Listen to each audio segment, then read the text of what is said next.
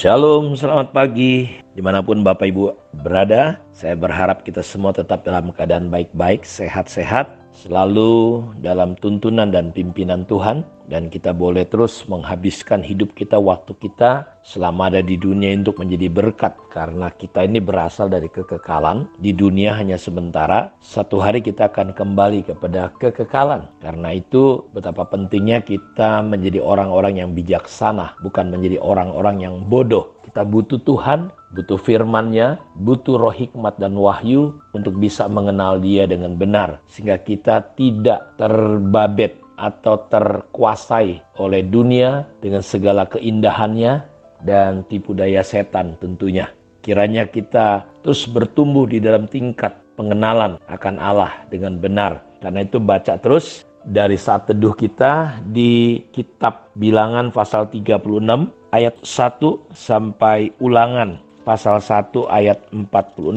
Injil Lukas pasal 5 ayat 29 mulai sampai pasal 6 ayat 11. Dan kita membaca Mazmur pasal 66 ayat 1 sampai ayat yang ke-20.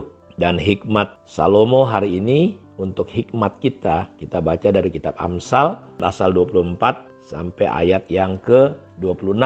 Kita masih belajar tentang hal-hal yang luar biasa. Tentu keluar biasaan Tuhan dimulai waktu kita menyadari siapa Tuhan, siapa kita, mau kemana kita, menuju kemana kita, dan sudah sampai di mana kita. Ini pertanyaan-pertanyaan yang penting. Dan kita ingin melihat hal-hal yang luar biasa yang kita perlu pahami, di mana hari-hari ini banyak orang berdebat. Apakah Yesus Tuhan? Apakah Dia dilahirkan? Atau ada ayat-ayat, pokoknya yang intinya terjadi perdebatan yang terkadang membingungkan banyak orang. Tetapi saya mau katakan, kalau saudara tidak dapat pewahyuan Yesus adalah Tuhan, memang sulit sekali. Karena ketika Tuhan Yesus bertanya kepada Petrus, menurut kata orang siapa aku? Maka kita akan menemukan begitu banyak pendapat orang. Karena itu kita jangan mendengarkan pendapat orang. Orang bisa bilang Yesus Nabi, Yeremia, Nabi Yohanes, Nabi macam-macam. Seperti sekarang ini, ya, bahkan orang-orang yang sekolah teologi sampai pada pinter-pinter katanya. Jadi saya lihat terakhir menjadi begitu bodoh.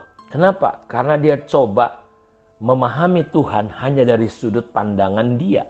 Karena itu kita butuh pewahyuan. Karenanya ketika Yesus bertanya, menurut katamu siapa aku? Engkau adalah Mesias, anak Allah yang hidup. Dan Yesus berkata, bukan kamu yang ngomong ya Petrus, tetapi roh Bapakku yang menyatakan. Jadi kalau kita nggak dapat pewahyuan, karena itu saudara, kita penting bersekutu dengan Tuhan, punya hati yang rendah, hati yang lapar dan haus. Karena Yesus berkata, berbahagialah, bukan dikatakan orang yang pintar, orang yang kerja keras belajar, bukan, walaupun belajar nggak salah. Tapi orang yang bahagia adalah orang yang lapar dan haus akan apa? Kebenaran. Dia pasti akan dipuaskan. Karena itu kita perlu dapat pewahyuan. Saya berdoa supaya Tuhan tolong kita semua, supaya kita terus diwahyukan. Huruf-huruf yang mati, renungan-renungan sederhana seperti ini, kita boleh mendapatkan pewahyuan dari Tuhan. Karena itu supaya kita bisa melihat sebuah peristiwa yang terjadi di Alkitab ini sungguh-sungguh luar biasa. Dan kalau dia cuma manusia biasa, cuma sekedar nabi, saudaraku, maka hal ini tidak bisa terjadi. Dalam Yohanes pasal 2 ayat 1-11, sebuah peristiwa yang sangat spektakuler, yang luar biasa, dan kita pernah mendengarnya, sering dikotbahkan, tapi saya berdoa Tuhan beri pewahyuan supaya hal-hal yang luar biasa itu terjadi dalam hidup kita. Pada hari ketiga ada perkawinan di Kana yang di Galilea, dan ibu Yesus ada di sana. Yesus dan murid-muridnya diundang juga ke perkawinan itu. Ketika mereka kekurangan anggur, ibu Yesus berkata kepadanya, mereka kehabisan anggur. Kata Yesus kepadanya, mau apakah engkau daripadaku, ibu? Saatku belum tiba. Garis bawahi kata saatku belum tiba. Tetapi ibu Yesus berkata kepada pelayan-pelayan, apa yang dikatakan kepadamu, buatlah itu. Di situ ada 6 tempayan yang disediakan untuk membasuh. Pembasuhan menurut adat orang Yahudi, masing-masing isinya 2-3 buyung. Yesus berkata kepada pelayan-pelayan itu, isilah tempayan-tempayan itu, penuh dengan air,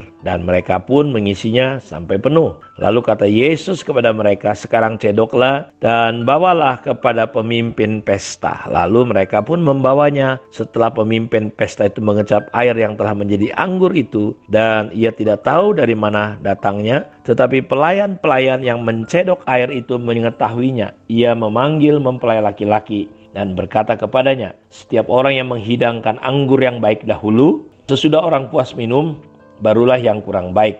Akan tetapi engkau menyimpan anggur yang baik sampai sekarang.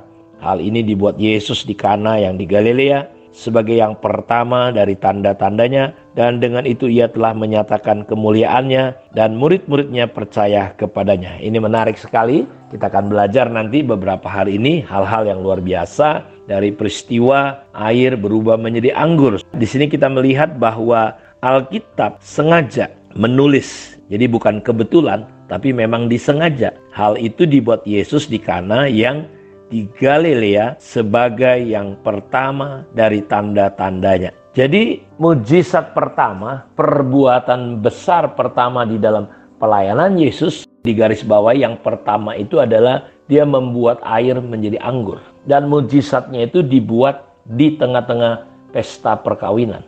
Kenapa dia tidak buat saja mujizat pertama misalnya membangkitkan orang mati? Itu kan lebih spektakuler ya, daripada air menjadi anggur. Karena itu kan hebat sekali, membangkitkan Lazarus, atau membuat orang yang lumpuh jalan, atau membuat orang yang buta melihat, atau orang-orang yang kemasukan setan luar biasa dibebaskan, dilepaskan. Bukankah itu lebih dahsyat? Tapi ayat ini berkata, itulah mujizat yang pertama. Dan mujizat yang pertama yang Yesus buat dan lakukan, perkara yang luar biasa itu bernama pesta kawin di Kana. Dia melakukannya yang pertama. Dan saya merenungkan bahwa ini sengaja ditulis dan tidak kebetulan, bahwa Allah begitu serius dengan yang namanya keluarga, dengan pernikahan. Saya dan istri sepakat, kami ingin memberi hati waktu hidup kami untuk keluarga-keluarga muda, untuk orang-orang yang mau masuk dalam pernikahan. Kenapa? Karena iblis mengerti prinsip keluarga. Dia mengerti kenapa Yesus buat mujizat yang pertama di pesta pernikahan.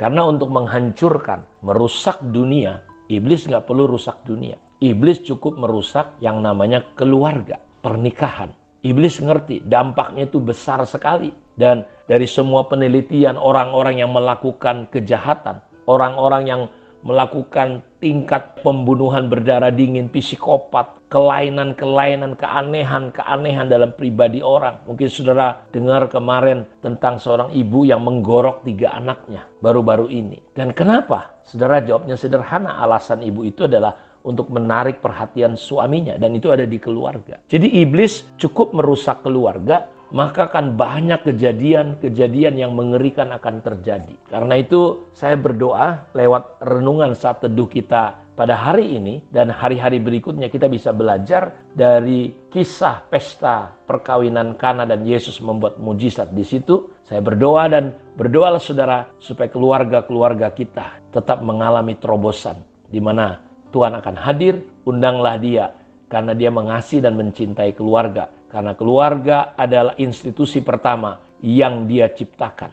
Ketika Allah menciptakan pertama kali, dia menciptakan yang namanya keluarga, Adam dan Hawa. Karena itu Tuhan Yesus datang, dia merasa penting, dia merasa perlu. Karena rumah tangga adalah cerminan daripada gambarnya. Saya berdoa Tuhan menolong kita semua dan tetap setia mendengarkan saat teduh ini dari mulai sekarang sampai hari-hari selanjutnya, sehingga kita bisa memahami tentang apa yang sedang kita bahas, perkara-perkara yang luar biasa. Mari kita berdoa. Tuhan, terima kasih untuk kemurahan dan anugerah-Mu. Engkau melawat menjamah anak-anak-Mu, memberkati setiap keluarga-keluarga. Dan kami berdoa, Engkau sangat mengasihi keluarga. Bahkan kami sebelum berkeluarga, Engkau berkata bahwa anak cucu kami akan diberkati. Karena itu Tuhan, siapapun yang mendengarkan kebenaran ini, diberkati dan ditolong oleh Tuhan. Di dalam nama Yesus Kristus, turunlah kemurahan dan anugerah-Mu yang luar biasa. Haleluya, amin. Tuhan memberkati kita semua. Shalom.